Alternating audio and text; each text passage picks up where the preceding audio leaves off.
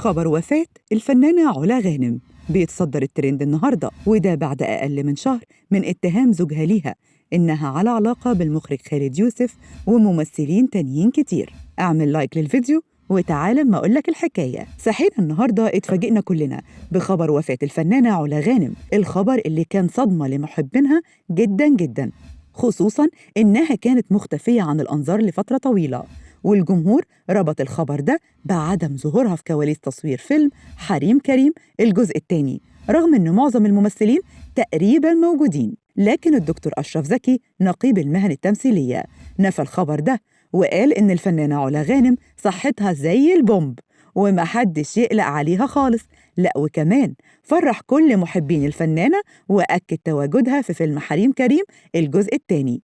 لكن واضح كده إن الفنانة علا غانم وزوجها عبد العزيز حسن مش هيبطلوا نكش في بعض. معقول الجواز اللي استمر لمدة 18 سنة يكون ده نهايته؟ كلنا عارفين طبعاً الاعتداءات اللي حصلت ولسه هتحصل بين الفنانة علا غانم وزوجها، كل يومين حد فيهم يتحجز في مستشفى أو يطلع متعور ويتهم التاني إنه جاب بلطجية واقتحموا بيته ونزلوا فيه ضرب. لكن الموضوع كبر قوي خلال الأيام اللي فاتت ودخل في الأعراض، وسيرة البوست الكبير خالد يوسف جات وزوج علا غانم اتهمها اتهام صريح إنها على علاقة بخالد يوسف وليهم مع بعض صور مخلة ومقرفة كمان. ومش بس خالد يوسف، لا ده في ممثلين كتير قوي، وانا مكلف ناس تجيب لي قرار الموضوع ده وهكشف كل حاجة لجمهورها الفترة اللي جاية. شكلك ناوي على نية سودة.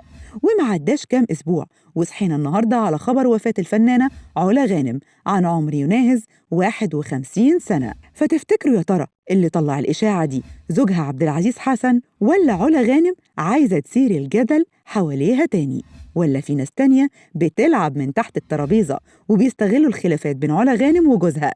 سيبولنا رأيكم في التعليقات. ما تنسوش تشتركوا في قناة مصر اليوم على يوتيوب وتفعلوا زر الجرس علشان يوصل لكم كل الأخبار أول بأول.